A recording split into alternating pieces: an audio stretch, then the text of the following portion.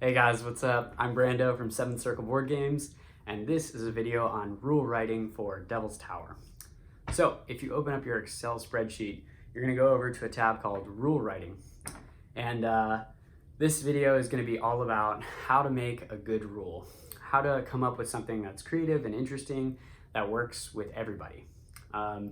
Now, for the sake of the play testing, which is what we're doing, we're not going to personalize any of these pieces.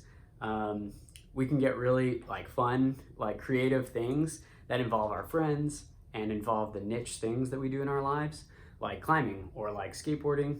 But not everyone does those things. So if we do a kickflip, most people in the world are not going to be able to follow that piece, which could be really fun to see an attempt of, but they might not even have a skateboard around. So I've written down the base 4 or 5 things that I think are actually going to make the best rules. And for the sake of the playtesting, we're not going to write any personalized, but you should note that when you do own your own copy, I want you guys to go crazy with those. I want you to be writing pieces about your friends, about the niche things in your lives that you do with your friends, because that's going to make this game yours. It's going to become a better version of your game when you have things that are calling out your friends and making fun of each other through this. That's how I made this game and how I think it's going to play best with everybody. But for now, let's stick to generalized rules that's going to work in any circle. So you could bring this game anywhere or ship it across the world and have people enjoy it. So let's jump right in.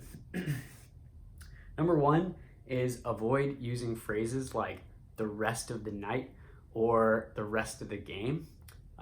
These pieces tend to kind of pigeonhole that person into doing something for longer than is necessary or fun. Things like, closing your eyes for the rest of the game can be a little bit much, even though it's pretty fun for maybe a round. That person gets pretty tired of not being able to see for a long time really fast. So you just want to be aware that making somebody do something for a long time isn't great, and I relate it to a punchline of a joke.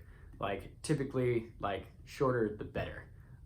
So if it's close your eyes and drink for 8 seconds while everyone does whatever they want to you, that could be a ridiculous rule, but at least it's only for 10 seconds, and people being able to do whatever they want to you, could get pretty out of hand, but if you only have 10 seconds, what are you really gonna do? So that was a bad example, but I think you get the idea. Using terms that are too strenuous on a player for a long-term thing is not a good idea. The example that I actually put in here is get everyone refills, but the floor is lava. This is great because there's no time limit on that. And this one specific event is gonna take some time to complete, but at least when they're done, the floor isn't lava anymore.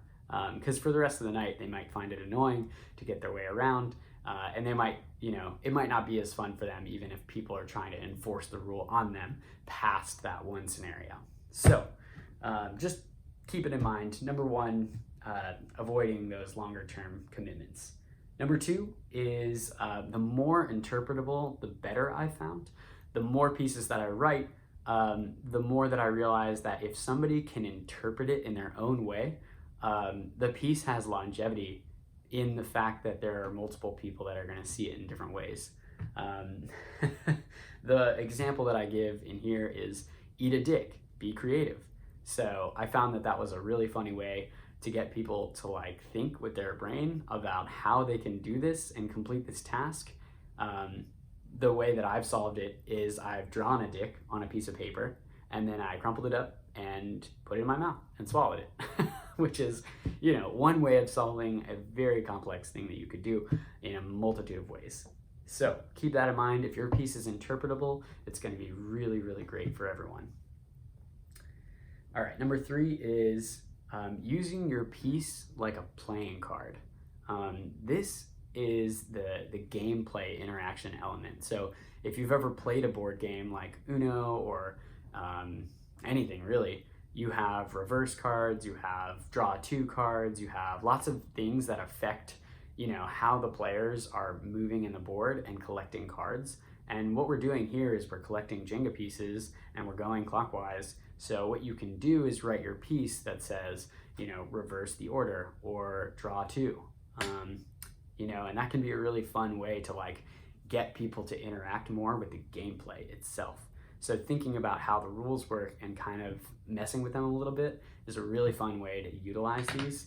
That's only one example. Another great example is using these like playing cards on somebody else. So if you have a piece that says,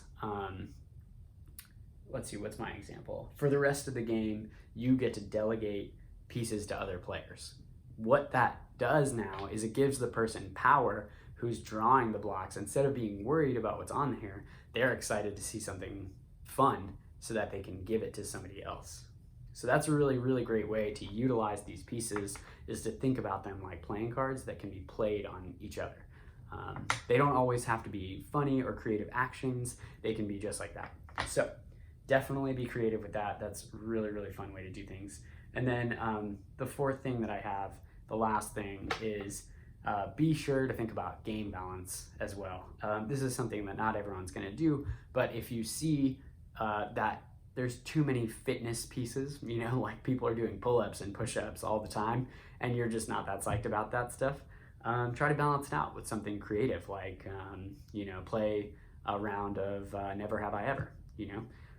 Make a more, you know, personalized question or a truth or dare type question to balance out those like fitness exercises, because that might not be your thing and it might not be everyone's thing. So if you want to think about the game a little bit deeper, is like think about how the pieces are interacting with each other and trying to create something that's missing from the game. That's a really good way. The thing that I do is I take the drinking, the fitness, the sexy pieces, the creativity, and the pieces I call the mean ones, and I try to balance those as well as I can in here for you guys, so that when you're pulling pieces, there's always something creative, there's always something fun, there's always something sexy, there's always something drinking related that should come up every once in a while in a well-balanced way. If you find that my game is not balanced, then you should tell me. We should talk about what you want more of. You know, do you want more makeouts? Do you want more drinking? Do you want more intellectual or truth or dare type stuff? Or do you like how it is now? You know, do you like the fun element, the mean stuff, you know, the sexy things? Like, I am here for you guys, and I want to hear your feedback about what rules you love and which ones you don't like so much. And if you create a great rule, I want to hear about it. So thank you for watching this video. I really hope you guys enjoy writing new rules and have a lot of fun with this. So I'll catch you guys later.